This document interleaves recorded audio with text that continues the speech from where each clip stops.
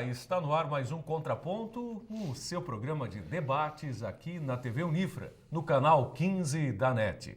No programa de hoje, como de costume, destacamos assuntos que mereceram destaque, que foram manchete nos principais meios de comunicação aqui na região, no Brasil e também no mundo.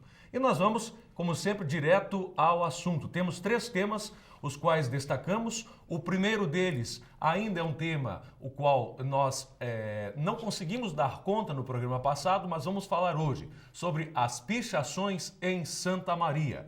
Na sequência, no segundo bloco, você confere o debate sobre o sistema penitenciário, tanto brasileiro quanto também aqui em Santa Maria, onde tivemos o caso de 2 presos que costuraram a boca. Depois, no terceiro bloco, vamos falar sobre futebol. O tema esporte volta a esta bancada, a esta mesa, e vamos falar sobre o selecionado de Dunga. Ele que recém aí elegeu alguns jogadores para começar aí a fazer as primeiras mudanças na seleção brasileira. Bom, mas a nossa mesa é composta, como sempre, por 4 professores do Centro Universitário Franciscano. O primeiro deles, tradicionalmente à minha direita, é o professor José Maria Pereira, ele que é do curso de Economia. À minha direita também, o professor Alexandre Macari, do curso de História. Já à minha esquerda, a professora de volta, não é? A professora Graziela Miolo Cesne, ela que é do curso de Psicologia desta instituição. E do lado dela, o professor Paulo Ferroni, ele do curso de Direito. Bom, mas nós vamos direto ao assunto para que possamos assim debater o ponto e também o contraponto. O primeiro assunto eu destacava para você que está em casa: pichações em Santa Maria. Nós fomos às ruas, à cidade, desta vez não para fazer uma enquete, mas sim uma pequena reportagem a fim de destacarmos para você que está nos acompanhando os lugares que estão sendo pichados ou que são pichados aqui no nosso município. Vamos a esta notícia, a esta reportagem produzida pela equipe da TV Unifra.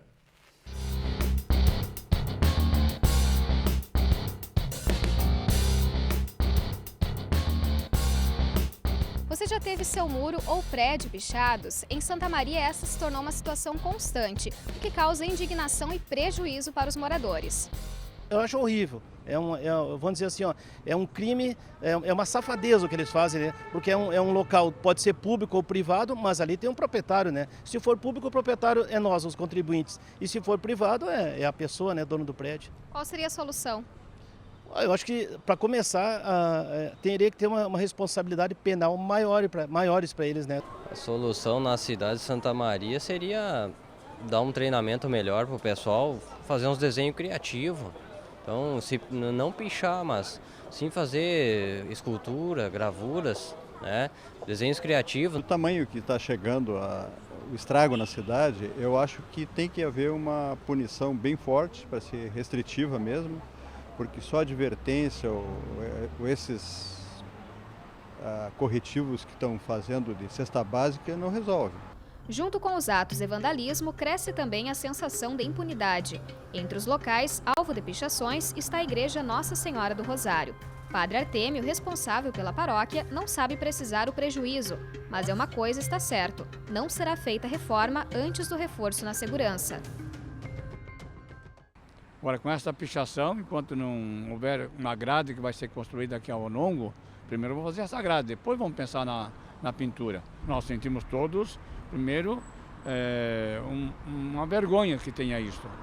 Segundo, nós sentimos que precisa ser resolvido pela educação desse pessoal todo. Sentimos isso, que todo mundo respeite a propriedade dos outros, de modo especial, uma propriedade que é coletiva, vamos dizer assim, que é a igreja onde os fiéis participam. Segundo informações da polícia, existem mais de 1000 pichadores em Santa Maria. O perfil dos autores é o mesmo. São jovens divididos em grupos ou tribos que costumam agir durante a noite e veem na pichação um desafio.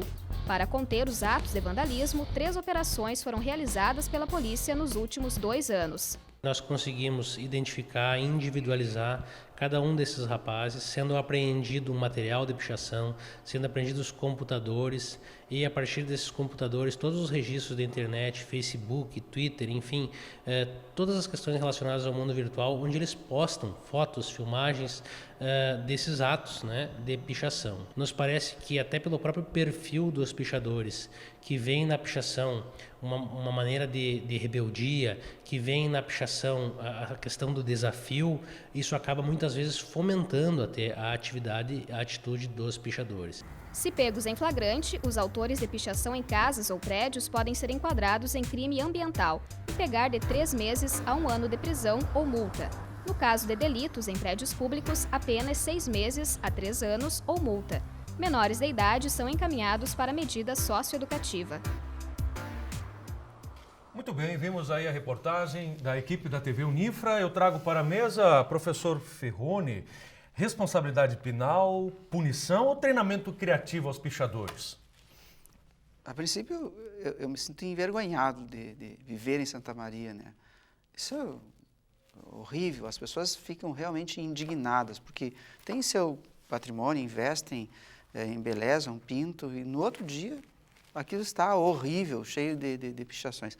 Eu acho que os nossos órgãos realmente estão perdendo batalhas consecutivas, não obstante o esforço que tem empreendido. A Polícia Civil, como o próprio delegado Arigoni refere, identifica as pessoas, né? Tem lá, parece que 1000 pichadores, mas aí vai para o Judiciário, né? E nesse conjunto, Ministério Público, Polícia Civil e Judiciário, Polícia Militar, eu não sei, eu acho que não tem efetivo para fiscalizar, acaba que a pichação toma conta. Pois é, mais de 1000 pichadores na cidade, professor Pereira, professor Alexandre, como conter?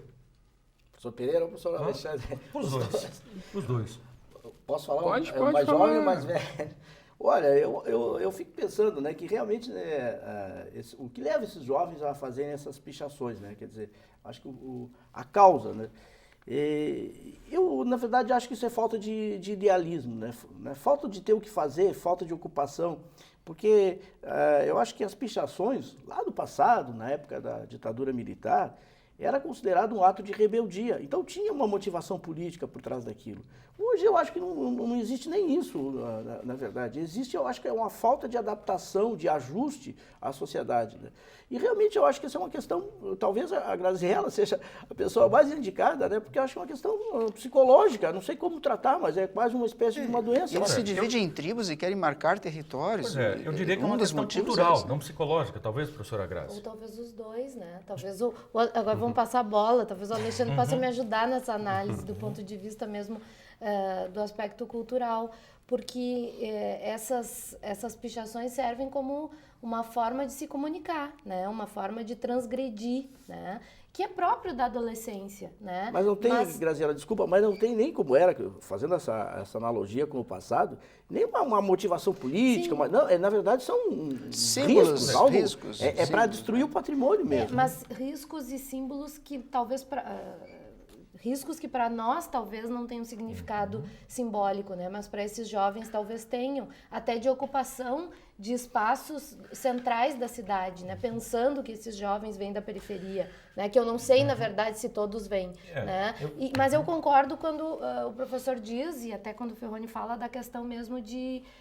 Concordei contigo, né, Ferroni? É notável. Isso, né? Inclusive, da questão mesmo de se haver com a questão educacional, né? De que parece que não tem mesmo um ideal, uma motivação, né? Para esses jovens do ponto de vista de um lugar político. E aí a pichação acaba sendo esse lugar. Pois é, eu discordo com isso. E talvez o professor Alexandre concorde comigo. Eu discordo. Eu acho que justamente quando eu vou em busca de uma comunicação como esta, mesmo que muitas vezes sejam riscos que não nos signifiquem nada, há um significado para eles. E eu acho que sim, há uma questão política por trás disso, sim. A motivação que me leva a me expressar, a subir na delegacia da mulher e pichar lá, sim, ele está querendo dizer alguma coisa. Não apenas pela falta de se fazer, mas está querendo exprimir alguma coisa e há uma motivação política em muitas das escritas. Quer dizer, acho que muitos dos riscos não significam nada, mas muitos estão querendo dizer alguma coisa. Eu não vejo apenas desrespeito. Picharam a delegacia da mulher, realmente, lá em cima. Isso é desrespeito total, afronta. Pichada é igreja. Pois é, mas eu acho que afronta o desrespeito algum norte aqui, não é só educação. Eu penso que há vários tipos de pichações. Né? Então, várias intenções. Várias intenções. Eu penso que tem pichadores com uma lógica, né, político-social bastante forte, principalmente quando se expressa, tu pode concordar ou discordar das frases que são colocadas, né, mas quando há um sentido assim que tu, na falta de possibilidades, e mesmo na visibilidade, né, já que muito que é postado nas redes sociais se perde hoje em dia, né, então tu pichando um patrimônio público ou mesmo privado com frases, né, que expressam algum descontentamento ou alguma manifestação, é evidente que isso é uma forma de fazer política, ainda que, né, por uma via transgressora.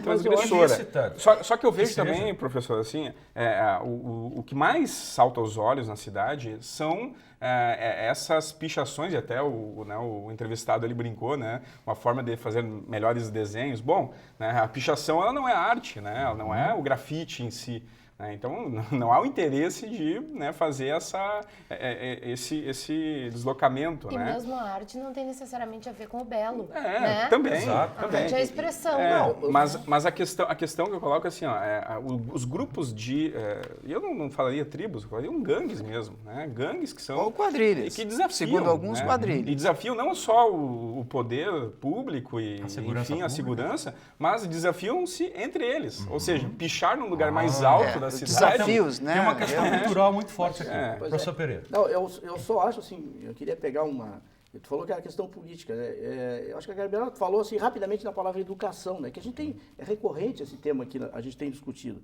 Eu acho que existe isso de gangues, que o Ferroni se referiu, mas acho que antes disso, acho que vem a questão dos limites, que a gente, a volta e meia, falamos aqui, que eu acho que é exatamente, quer dizer, essas pessoas desobedecem os pais e tal, e depois eles se voltam contra a sociedade, mostrando que eles são, na verdade, não tem como controlar eles. Eu acho que é uma questão assim, é provar que educação e que eles limites não se ajustam. é interessante isso, porque se nós observarmos Santa Cruz, o contingente policial é o mesmo.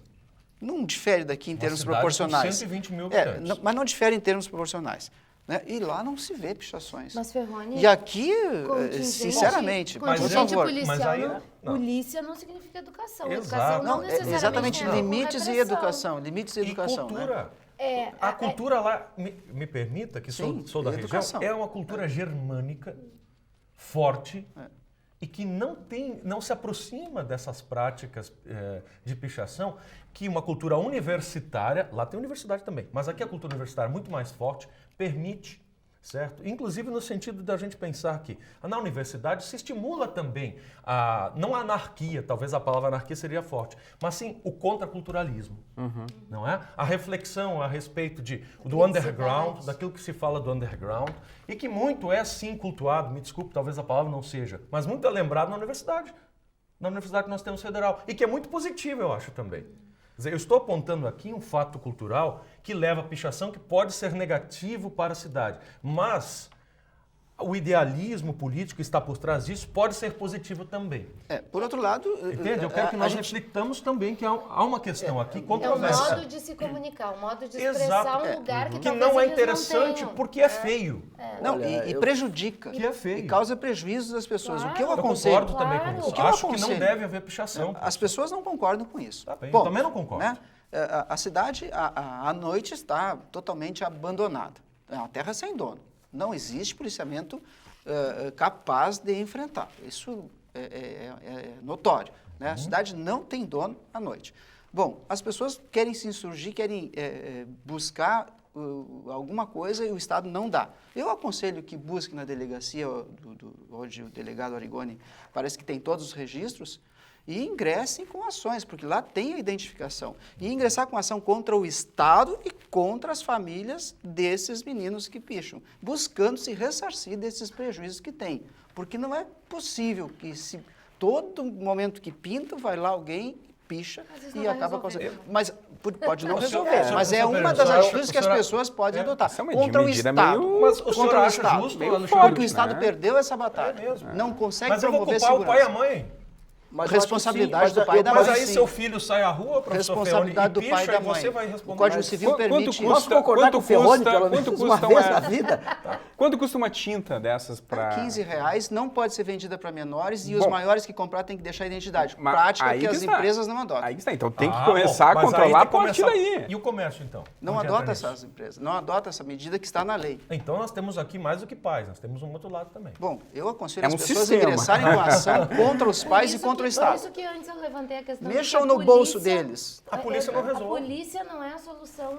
Talvez seja o caminho, né? É o fim, não tem a solução, É o talvez. fim lá, é pegar pelo rabo, né?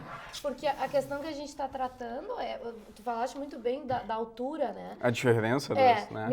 Me lembrou a própria questão da adolescência, que o adolescente ele está sempre transgredindo com o limite, né? É próprio do adolescente, próprio do desenvolvimento fisiológico, próprio do desenvolvimento social, próprio do desenvolvimento psicológico, Mas que cognitivo. vá E que quando usar o não esporte encontra- como instrumento Ferroni, para quando isso. eu não né? Por encontro favor. vazão e lugar para ser, para me sentir apropriado, Mas eu acho... eu coloco isso, Em algum lugar. transgrido de um modo que eu concordo. Mas eu não acho bonito, não Mas acho pessoalmente bonito. eu acho assim que a maioria, para mim, são atos de vandalismo. Eu acho que essa visão que vocês vandalismo. têm, eu acho que ela é... Vandalismo. Para mim, quase uma exceção hoje. É uma exceção. Eu acho que, para mim, é o parto da educação.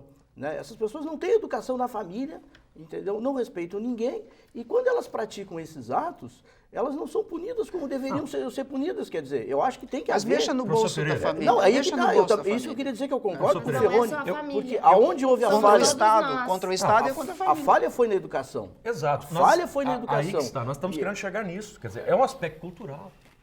Entende? É um aspecto cultural. mas não se estamos admite. defendendo isso. Sim, mas o Ninguém está aspecto defendendo a cultural, esse pichação. do- É importante deixar isso claro. Exato. Não estamos defendendo a pichação. Não há uma exceção a respeito de o senhor acha que a pichação é feia e eu não.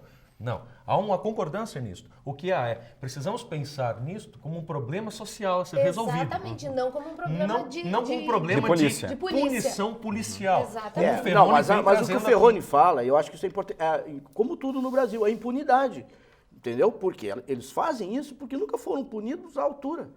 Como também um outro assunto que daqui a pouco a gente vai discutir aqui, que é a questão dos presídios. Que é a mesma coisa. É a impunidade que faz com que as pessoas repitam e repitam, porque sabem que não vai acontecer Se fosse nada. somente questão de políticas públicas, nós não precisávamos de lei para nada. Vamos investir somente em política. Tem que haver lei, tem que haver políticas. Agora, Ferroni, mas não se se não pode existe registro- desconsiderar que não há segurança. Ferroni- Eu não consigo entender Aí que a que tá. cidade não tem dono à noite. E quando a gente precisa de alguma coisa, ou telefona para buscando noticiar alguma coisa, simplesmente não dão a mínima, né? Eu não consigo entender por que a cidade é tão vazia à noite se nós temos tantas unidades militares em Santa Maria. E guarda eu não policial- vejo, e guarda eu não municipal, vejo né? a ação dos militares em Santa Maria. Se nós tivéssemos os militares fazendo rondas periódicas na Mas a cidade, gente tem um sistema acho de que nós câmeras de vigilância em evitaríamos. Santa Maria. Nós temos Dizem que 700, agora. 800 câmeras de E quem que vigilância. é bom? Quem que E elas acompanha impediram? isso? Não impediram. Lei Estão nenhuma. perdendo a batalha. Lei Pois é, gente, mas aí a jurídica. gente está chegando ao mesmo ponto. Estamos vendo que o policiamento não está chegando. E esse negócio de dizer que a noite é vazia em Santa Maria, eu não sei, Ferroni. Eu não sei até que Sai. ponto nós podemos concordar com isso. Sai à noite e te sente seguro. Não, me sentir seguro eu posso até não sentir. Agora, que eu vejo policiamento, eu vejo. Não existe, se eu não tenho uma internalização do que é regra, do que é norma, isso a gente já falou aqui várias vezes, não é a polícia que vai me dar essa Mas a noção de limites que o professor fala é também dada pela polícia. Essa ideia de repressão nos é o rabo. permite Mas o que entender acontece? que Eles realmente a gente prendem tem alguns eles prendem limites. os pra menores, respeitar. Eles prendem os menores, aí mas eles são são soltos. apreendidos e depois Medida soltam, socioeducativa. ficam com os sprays e aí na noite seguinte estão fazendo a mesma coisa. E daí o que acontece? A polícia diz, não vou perder tempo que tem coisa mais importante para fazer. Não é não responsabilizar, trabalho, exato. é responsabilizar. Eu acho que a polícia hoje não os responsabiliza, é o contrário. Mas a eu polícia acho que judiciária, isso que o Ferroni a polícia falou, de ir lá judiciária na família, se é jovem, ir lá na família fazer, pagar o prejuízo, Com certeza. muito É mais que juridicamente proporcional, possível acho que e viável. funciona muito mais O pai é responsável pelas do ações que fazer do filho. discurso moralista. Bom, esse tema nos leva a outro tema que nós vamos discutir agora no segundo bloco. Não é? Vai nos levar a falar sobre o sistema penitenciário brasileiro, partindo de um estudo de caso ou de um fato local do Presídio Estadual de Santa Maria, onde alguns presos se rebelaram, costuraram a boca, fizeram greve de fome. Nós vamos falar sobre isso já no segundo bloco. Vamos para o intervalo, fique aí com a gente.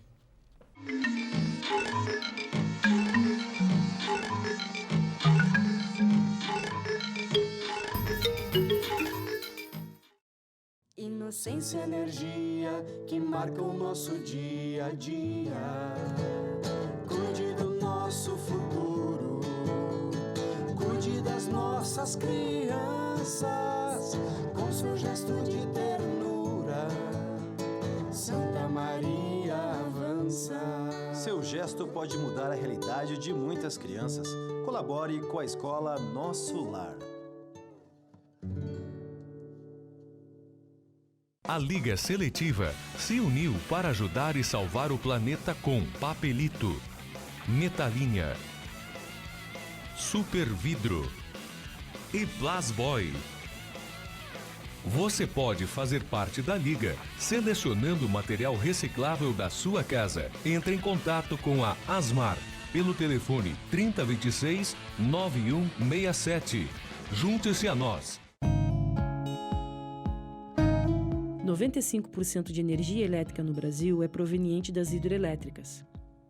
Cada brasileiro consome em média 200 litros de água por dia. A produção de energia responde por 15% do consumo mundial de água. Até 2020, o mundo irá gastar 55% da energia disponível no planeta. Sua água também é sua luz. Uma campanha do Centro Universitário Franciscano.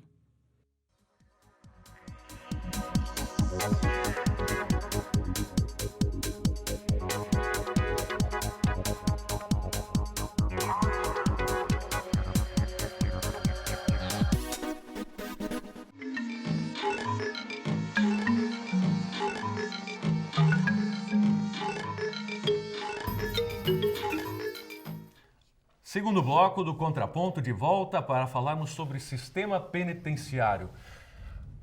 O presídio aqui de Santa Maria teve um fato inusitado que aconteceu nos últimos dias, isso faz cerca de 10 dias, 2 presos costuraram, literalmente costuraram com linha e agulha a boca, numa espécie de protesto contra a falta de qualidade, vamos assim dizer, da alimentação aqui.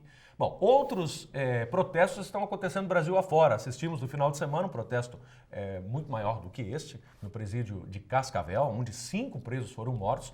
Houve uma grande rebelião naquela unidade e este tema, não mereceu repercussão nacional e merece também apontamentos aqui nossos. Mas nós já havíamos pensado nesse tema antes do episódio de Cascavel, vale salientar isso para quem está nos assistindo nesse momento, através do YouTube, não é? E nós estamos trazendo ele à tona aqui, professora Graziella, vou começar com você, porque isso também nos preocupa. Nós antes falávamos sobre punição, né? Sobre colocarmos inclusive o exército nas ruas para cooperar com a comunidade, com a sociedade santamariense, já que nós temos tantas unidades de exército aqui, o professor Ferroni bateu nessa tecla com muita força. E agora vamos falar sobre o sistema penitenciário. Tanto o local quanto o brasileiro, nós temos informação de que ele está superado. É isso que podemos dizer? Ou ainda podemos enxergar alguma chance de um redimensionamento desse sistema? O preso sai ou não sai melhor de lá? Nossa. Acho que podemos começar por ali. Eu acho que a gente pode começar pensando que punição não necessariamente significa educação, né? Não passa por aí necessariamente. E isso não significa que, por exemplo, esses menores que nós falávamos no bloco anterior não devam ser responsabilizados pelas suas atitudes. Talvez até com o chamamento familiar, mas não através da punição necessariamente, né? Eu costumo sempre refletir assim, que esses jovens vão para as instituições, os menores, né, as CASES, as antigas FEBEMs, né, e passam por um processo lá dentro que não é um processo de tomada de identidade cultural e social, né? Eles ficam lá retirados do ambiente social, aprendendo alguns trabalhos manuais, e quando retornam ao seu ambiente social, é o mesmo anterior, é o mesmo, né, que os levou até lá, né? E mais tarde vão chegar ao presídio, né? Então, assim, porque a atitude, né, a atitude violenta ou criminosa, como queiram dizer, né, ela vai ser recorrente enquanto esse sujeito não conseguir lidar com a responsabilidade dos seus atos. E isso é bem primitivo, isso é bem no início da vida. E quando isso falha lá no início da vida, a gente tem que correr atrás, sim, Ferroni, com políticas públicas. Pois não é. a lei que vai dar isso, Professor, necessariamente. Também a lei. Tudo bem. Olha, Professor Pereira, por gentileza, eu puxaria, o senhor já ia falar, mas... Eu ia dar um outro enfoque, ia tentar um Pois outro é, enfoque. eu também. Eu daria um enfoque, inclusive, econômico com relação a isso. Na medida que o senhor... Não era econômico. Não era econômico? Tudo bem. Mas vou deixar o senhor falar. Era de indignação mesmo, né? Tá na bem. verdade. Qual é o enfoque? Olha, eu acho que, na minha opinião, o sistema carcerário no Brasil, olha, me desculpe, mas a palavra é uma esculhambação mesmo. Eu acho que é uma esculhambação. Porque na verdade, a gente está assistindo isso a todo momento, revoltas em presídios, presos que, na verdade, não só o sistema carcerário, mas o sistema judiciário, de um modo geral, acho que andam os dois juntos, né, nessa incompetência generalizada. E a gente vê rebeliões em cima de rebeliões, a gente vê o judiciário mandando soltar os presos, porque acha que eles não têm mais lugar no presídio. Quer dizer, a gente chega a ver, inclusive, quase que gozação, né? Porque teve um presidiário com aquela, como é que chama? Tornozeleira, né? Que colocou num galo aí, e parece que o monitor lá não se deu por conta, né? E aí chegamos ao episódio de Santa Maria, dos presos terem costurado a boca, né? Eu não vi essa matéria, né? Mas vi falar, pelo menos me falaram, que na verdade eles usavam piercing e que, portanto, já existia um orifício deles, parece, no qual... Então, né? Mas o que eu acho em tudo isso, né? Somando, o principal é que os presos na cadeia continuam administrando, sobretudo, o tráfico de drogas. Quer dizer, não é possível, por exemplo, controlar um sinal de celular na cadeia. Isso é o mínimo que se exigiria de competência. Então, por isso que eu falei que é uma esculhambação, porque eu acho que é mesmo. Não é possível, entendeu? não há vontade. Eu acho que é. Não, e na verdade as duas coisas, né, Ferroni? E corrupção junto. É possível. E corrupção junto. Né? Então, o que acontece? Os presos, eu não sou assim tão bonzinho com os presos e não quero descobrir a origem psicológica e tentar tratar. Eu acho que o sistema tinha que fazer isso. Mas já que não faz, pelo menos tinha que afastar o pessoal do crime, né? E nos presídios, pelo contrário, que a gente está percebendo que eles estão administrando o crime dos presídios. Pois é. Professor Alexandre, o que pode se fazer? O Estado não dá conta. Privatizar o presídio? Quando eu vejo esse tipo de assunto, né, eu não sou muito fã das páginas policiais, mas enfim, né, eu gosto muito de filme policial, apesar disso. Eu me lembro do Tropa de Elite 2, né, que é um filme que faz uma análise muito profunda sobre a questão do sistema penitenciário, da corrupção, das formas de controle de poder dentro, inclusive Faltou dentro a polícia, da prisão. Nessa esculhambação toda, né? E aí a gente, né, vê, né, em xeque a questão do debate sobre os direitos humanos relacionados, né, à questão dos presos. E é evidente que os direitos humanos foram criados pelos seres humanos, né, para benefício próprio, né? Mas a gente percebe na sociedade assim, um ressentimento e uma má vontade, eu diria, ou até mesmo um desconhecimento, né, frente aos tipos de direitos humanos que querem se promover dentro dos presídios, né, que não é exatamente fazer com que os presos tenham uma vida mais adequada ou melhor, confortável do que nas casas livre, né? Não é esse o foco. As pessoas acham que quando trabalham com a questão dos direitos humanos, em geral, né, é isso que está se promovendo. Então eles têm que ter um banquete de almoço. Mas o presidiário não tem direito a um salário, que é maior que o salário mínimo, inclusive? Não. Professor Ferroni, como é que funciona aqueles isso? presos contribuintes, né, é que a família recebe um percentual. Não é aquilo que rola na internet, que cada filho recebe 900... Conversa fiada. Eu perguntei para o senhor... Conversa fiada. Aquilo é boato, e eu acho que de certa forma, desculpa interromper, mas quando a gente está falaste muito bem lembrado, Tropa de Elite, no meu ponto de vista... O 2, né? O 2, Porque, na verdade, a gente, quando eu falo, professor Pereira, da questão de avaliar todo o processo, todo o percurso, não é no sentido de ser bonzinho, bem pelo contrário. É no sentido de que a lei por si só já não está dando conta. É uma esculhambação, né? O cara bota lá a tornozeleira eletrônica no galo, né? Mas é de que se a lei não está dando conta e os direitos humanos são vistos, às vezes, com maus olhos, justamente por isso, né? Porque direitos humanos para humanos, né? E esses sujeitos não são humanos. A gente tem um retorno a uma civilização muito primitiva, né? Que é da higienização. A criatura, então, cometeu um crime, então, sistema carcerário a gente nem fala mais, né? A gente fala em sistema penitenciário justamente por isso, porque colocar no cárcere já não funciona mais. Presídio, manicômio, asilo, né? Algo que, inclusive, toda... Mas se nós chegarmos numa situação que ninguém tem medo de ir para a cadeia, eu acho que o sistema inteiro faliu. Eu acho que não é medo de ir para a cadeia. Eu acho que a cadeia deveria promover esta responsabilização. Mas a cadeia não pode ser um hotel, nem um negócio tão agradável. Outro dia tinha um reclamando que a tornozeleira, que ele queria voltar para a cadeia porque a tornozeleira, para ele, era mais opressiva do que a cadeia.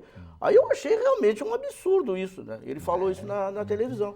Pois mas se as leis não dão conta, o que fazer? O Estado fazer um investimento grande no sistema prisional para oferecer melhores condições, não somos a favor, é isto? Melhores condições de quê, afinal de contas, no presídio? Bom, do jeito que eu tô... Professora Grazi, o que é que nós vamos oferecer no presídio, então, para o cara mudar? Mas eu acho que a gente está pensando pela ponta assistência inversa. social? A gente está pensando Exato, pela ponta inversa. Mas é isso que eu estou querendo chamar a atenção. Nós temos que pensar da origem. Eu não estou discordando do que o professor Pereira está dizendo. Eu concordo. Mas a origem, Graziela, é anterior. A origem é muito anterior. Isso que tu está dizendo, ótimo, mas depois que ele foi preso, aí como vamos tratar? Essa que é a questão. Mas, o que ele vai fazer? Por exemplo, vai trabalhar dentro da cadeia para poder se alimentar? Vamos ter cadeias que sejam fazendas, que eles vão, ou eles plantam o que vão comer ou não comem? E vão fugir. Não sei se vão fugir. Vão fugir, não. Vão fugir depende, né? Os americanos não fizeram uma prisão em Cuba, em Guantánamo, né? Guantánamo. Que ninguém fugia. Então, não, concordo. Dá para fazer, entendeu? É porque não querem fazer. Eu falo até de experiência própria, da experiência que... Preso de prisão? Não, já foi preso? Não, como repórter. Instituto Penal de Mariante, em Vila Soares, que é uma colônia penal, né? Onde nós tínhamos um alto índice, assim, não é? Na época de fugas, e onde se achava, então, bom, aqui eles podem plantar, então eles têm uma alimentação sadia, eles têm um ofício, né? Tem uma série de ofícios, inclusive, mas que não funcionavam efetivamente nesse sentido. Na verdade, eu acho que o que a gente está discutindo, talvez aí, entre o gancho e o professor, é o que é justiça. Professor Ferroni, o que é justiça? O que é ser justo, afinal de contas? Bom, primeira coisa, eu acho que deve se oportunizar esses presos que estão insatisfeitos, que eles participem desse processo de elaboração da comida, né? E que estejam lá, que trabalhem, que consigam modificar isso. E a cadeia realmente não pode ser a regra. Se o cara queimou o colchão, tu acha que ele não, tem direito a um novo colchão ou ele deve dormir no chão? Se o colchão que ele recebeu, eu acho que tem que dormir no chão. Queimou o colchão, dorme no chão. Então, a cadeia não pode ser a regra. A cadeia... Não dá para deitar, pessoal. Né? A cadeia não... Tem espaço nas cadeias para deitar. Pressuposto que tem. Começar por aí, então, também. A cadeia não pode ser a regra. Agora, tudo está muito antes, os dois professores referiram, né? A gente não pode admitir que nessa estrutura toda... Bom, se culpe o judiciário porque está cumprindo as leis, o judiciário não pode descumprir as leis. Que manda soltar porque por outro lado, a cadeia está superlotada. Por outro lado, o pessoal na rua, né? Por outro lado, esse sistema judiciário amplo, Ministério Público, Judiciário e tudo mais, só o judiciário no Brasil em 2010 consumiu 4 milhões de reais por juiz. Então, imagine só, esse investimento todo nesse sistema judiciário, Ministério Público, sem contar o Ministério Público nesse valor aí, mas aplicado à repressão e à resolução de conflitos. Por que não se divide isso, não se põe dinheiro lá na educação? Por que os 4 milhões não estão lá nas mãos dos professores? Por que não se gastou em 2010 4 milhões do sistema por professor? E se gastou muito menos, né? Uma boa questão então, para os atuais candidatos. Uma boa questão para os atuais candidatos à presidência da República. O presídio não é a regra, mas está lá e é falido. Esse sistema penitenciário faliu, não existe mais, acabou. Tá bem. Assim encerramos mais um bloco, não é? Para que nós possamos ir ao intervalo e voltarmos no terceiro bloco do Contraponto e falarmos sobre esporte. Voltamos a falar sobre o campo esportivo, desta vez sobre a seleção de Dunga. Fique aí, não saia. Voltamos já.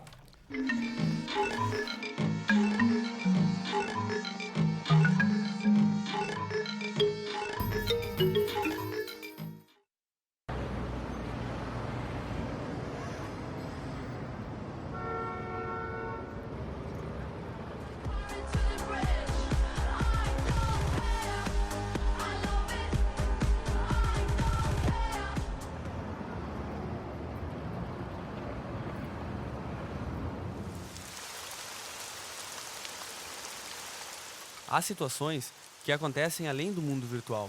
Desligue-se e não compartilhe esse vídeo. Pedrinho é uma criança especial, que enfrenta dificuldades diariamente. Para passar por tudo isso, conta com seus fiéis amiguinhos escudeiros, que o ajudam a vencer cada obstáculo. Sem eles, Pedrinho nunca conseguiria enfrentar o temível dragão, que impede que todos levem uma vida feliz no castelo. Para quem enfrenta um dragão por dia, uma mão amiga sempre é bem-vinda. Por isso, Pedrinho precisa da sua ajuda também. Contribua com a Escola Antônio Francisco Lisboa e transforme a vida de vários Pedrinhos. Tudo que é ensinado na infância reflete no futuro. Por isso, o projeto Acorde com Arte atende crianças que dependem da sua ajuda para aprender ainda mais sobre arte e educação. Assim, vamos construir uma sociedade cada vez melhor. Ligue 3213 5368 e faça sua doação.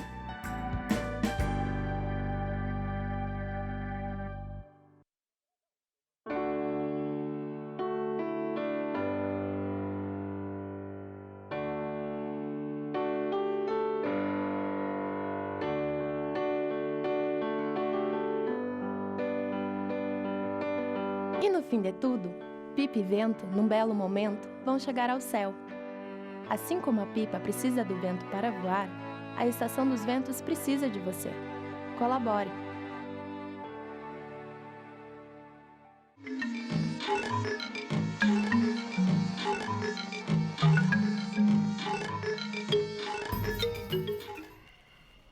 Terceiro bloco do Contraponto, de volta para falarmos sobre a seleção de Dunga. Dunga, há poucos dias, escolheu os seus candidatos, vamos dizer assim, à vaga na seleção brasileira, professor Alexandre. O senhor ficou contente? Eu fiquei contente, sim. Eu achei que o Dunga, ele está, de certa forma, procurando mesclar, né, jogadores que estavam na seleção brasileira com novos jogadores. Procurando mesclar? São 10 da antiga seleção? São 10, né? São quantos convocados? 22. Bom, então é mesclar, né? Então, não são todos os antigos, né, que estão lá. E eu acho que talvez um ou outro nome possa ser questionado. O próprio Hulk, né? Que não jogou nada na Copa do Mundo, mas que, enfim, é um jogador muito bom. Mas é o Hulk, pode ser que se transforme. Pode ser que se transforme, né? Dependendo da sua brabeza. O Fred está lá, não? O Fred não. Fred fez 2 gols no fim de semana. Esse é um aspecto que eu acho importante, né? Porque há uma carência, mas há uma carência no Brasil de centroavantes, né? De área. Então, nós temos o Neymar, que é um jogador diferencial, mas centroavantes em si, não temos. Quem é que te chamou a atenção na lista, Alexandre? O professor Pereira. Vamos deixar o professor Pereira aqui. Olha, vamos ver se ele acompanhou. Vamos ver se ele acompanhou. Colocou numa roubada. Porque, na verdade, eu não acompanhei muito na verdade, nem sei quem foi convocado. Eu já estava... O Alexandre pode relembrar a gente aqui. É porque eu já estava desinteressado desde a Copa do Mundo, e tem programas gravados aqui que vão mostrar isso. O senhor chutou o balde, em relação à seleção. Sim, na verdade, eu nunca tive muito interesse pela seleção brasileira, e agora menos ainda, né?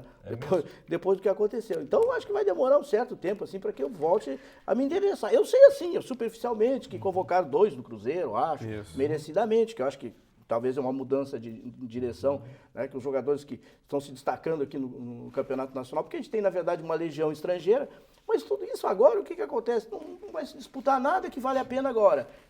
2 anos agora de amistosos? Não, tem as eliminatórias. Mas daqui a um ano, 2 anos, mas daqui a 2 anos, eu acho. Mas a Copa América é ano que vem, já. Então, para mim, um ano é muita coisa, entendeu? Principalmente agora, que já faltam poucos. Então, um ano para mim... Coisa que vai acontecer daqui a um ano não me interessa, entendeu? Eu quero saber logo. Então, por isso que eu acho que desculpa, Alexandre, mas é quase uma perda de tempo para mim discutir seleção brasileira. Porque aquele negócio, seleção brasileira para mim hoje é uma vitrine onde colocam os jogadores, valorizam os jogadores, os empresários gananciosos ganham dinheiro, os clubes ganham dinheiro, todo mundo ganha. E daqui a um ano a seleção é completamente diferente. Então eu acho que essa convocação agora, na minha opinião, é desinteressante, para dizer o mínimo. Professor Ferroni, desinteressante convocar uma equipe agora e pensar, fazer um planejamento para o futuro? Claro que não, já tivemos experiências assim e tivemos êxito, né, com outros treinadores que empreenderam um bom trabalho e nós conquistamos quantas Copas, afinal de contas o Brasil tem né? Muito mais que qualquer outro aí. E o que me surpreende é Dunga ser chamado, que é o terceiro, na sequência é o terceiro treinador gaúcho. Você acha que o Dunga vai durar 4 anos? Essa dinastia de gaúchos aí que me chama a atenção. Por isso que eu estou falando que é desinteressante esse assunto. Daqui a 4 anos não vai ser o Dunga. Não sei quem que vai ser. Eu discordo sobre um outro ponto de vista, professor Pereira. A minha concordância no interesse em chamar agora, talvez bata lá na psicologia, não sei. No sentido de revigoramento da própria comunidade brasileira, professora Graça. Eu estava curiosa quanto à convocação e até discuti muito com pessoas próximas assim, sobre a convocação justamente por isso. Porque eu acho que tem um movimento de retomada, né, agora. Da confiança, né, da confiança. do amor, da paixão futebolística. Sabe que nessa linha. Mas isso faz parte do futebol. Eu acho que isso faz parte do Brasil, não é? É verdade, do Brasil isso é importante. A gente vê isso a todo momento nos times de futebol. A gente se anima porque mudou o treinador. A gente se reanima porque virou um treinador, quer dizer, reestimula o sujeito. Mas vocês estão dizendo vocês ou a média da opinião? Na média da opinião, eu não estou enxergando isso. Eu até achava que acho um momento muito interessante, digamos assim, essa ressaca futebolística, para o pessoal discutir aquilo que realmente interessa. Nós estamos numa época eleitoral agora, é muito interessante discutir política. Como se faz em outros países. Aqui se discute muito mais futebol do que política. A gente vai em outros países, né? A gente sabe que se faz muito mais política com futebol do que em outros países. Então, é por isso que eu estou dizendo, essa ressaca, para mim, eu acho que é bem-vinda nesse momento, porque tem muita água para rolar debaixo da ponte, e eu acho que o Dunga, não sei, ele está num outro estilo agora, Dunga, paz e amor, mas não sei quanto tempo dura isso. Dunguinha, paz e amor?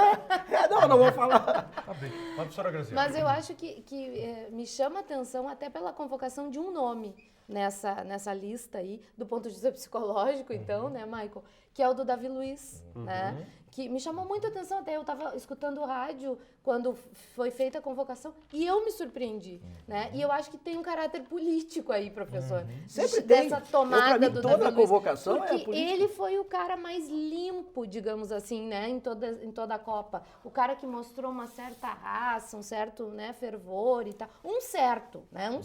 Porque no meio de tudo aquilo era fácil alguém se sobressair também, né? Não precisava muito. Né? Tanto é político, desculpa, Graziela, mas é o José Maria Marim, que ainda é o presidente da... Sim. né? Se manteve?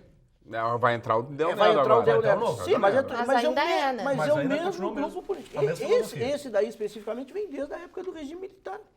Né? Pra gente ver como é político isso, essa convocação. Eu só discordo do professor Pereira. Alguém tem que fazer o contraponto. No ponto, eu entendo, né? Eu entendo o desinteresse dele, né, pelo futebol, né? Enfim, são anos sem conquista no time dele. Que pensa que nem eu. Certamente, né? Certamente tem. Mas engraçado que para mim foi o inverso. Para mim também foi. A seleção caiu e eu, agora eu me interessei. É justamente isso que eu quero tocar, né? Porque quando ocorreu a tragédia esportiva da década de 50, né, se mobilizou mais ainda o futebol, né? Tanto que depois daquilo o Brasil sim se tornou essa grande potência futebolística que é hoje. Exatamente. Né? E é nesse sentido que nós estamos refletindo. E aí tem esse baque, que é terrível, sem dúvida, o Felipão mesmo, né? Sim. Foi jogar agora lá no Mineirão, falavam mais disso do que no jogo do Grêmio. Ele chamou a imprensa de covarde, inclusive, né? Por ter batido. Aliás, eu acho que essa entrevista do Felipão, que eu acho que não sei se todo mundo viu, né? Mas o que ele falou, assim, claro, é óbvio que ia surgir essa pergunta, mas aí quando veio depois, ele disse assim, isso como na vida de qualquer um, acontecem acidentes de percurso, vamos chamar assim, Desastres. profissional. No caso é desastre, esse mesmo. Mas aí a vida segue, que nem ele disse, a vida segue. Foi ficar me perguntando a vida inteira sobre esse negócio, passou, eu estou bem no Grêmio, estou me sentindo à vontade, minha família está bem, e ainda por cima eu tenho bastante dinheiro, então para de me encher o saco. Foi isso que ele falou pro cara. Eu achei espontâneo isso. Entendeu? Mas não, ele também falou em defesa do Fred, né? Tem uma série de questões e, enfim, eu penso que, né, o cidadão brasileiro ele está acostumado a tratar do futebol. Claro, talvez aqui no Sul isso não seja tão forte em relação à seleção brasileira, mas na média brasileira, sem dúvida alguma. Sim, é fator motivador, né, Alexandre? Na própria vida do cotidiano. E assim, amistosos fazem parte, e também aí tem uma questão política, né? O Brasil joga muito pouco, a seleção brasileira joga muito pouco no Brasil. Os amistosos vão ser novamente fora, nos Estados Unidos, né? E os convocados são a maioria, são só 6 brasileiros aqui Então, olha, só o presidente da República viaja mais que a seleção brasileira. Bom, Essa é pro Ferrone, né? Não sei pra quem é, não sei pra quem é. Ele tentou levantar alguma questão. Não, mas não caiu a com ficha. relação ao presidente. Não caiu a ficha ainda, Ferrone. Não vai dar tempo para cair porque acabou o nosso tempo. Tudo bem, professor? A senhora fica me devendo uma. Gente, encerramos assim o nosso contraponto dentro do tempo hábil que nós temos aqui na programação da TV Unifra. Agradecemos aos professores, né, que mais uma vez gentilmente aceitam o nosso convite semanalmente para a gravação desse programa. Estamos ao vivo agora através do YouTube e é também através do YouTube que você confere o programa Contraponto da TV Unifra. Fica disponível lá no YouTube para você assistir durante a semana. E também, claro, você confere esse programa na TV Unifra, no canal 15 da NET, sempre na quinta-feira, na sexta-feira e também no domingo, às 23 horas. Você pode assistir o nosso programa, mande para nós sua sugestão de pauta, mande a sua crítica também. Queremos ouvir sim a sua crítica, não é? Obrigado pela sua audiência, obrigado também à equipe da TV Unifra, que sempre nos auxilia para que esse trabalho seja feito, para que possamos fazer sim aqui o ponto e também o contraponto. Obrigado e até o próximo programa. Tchau, tchau.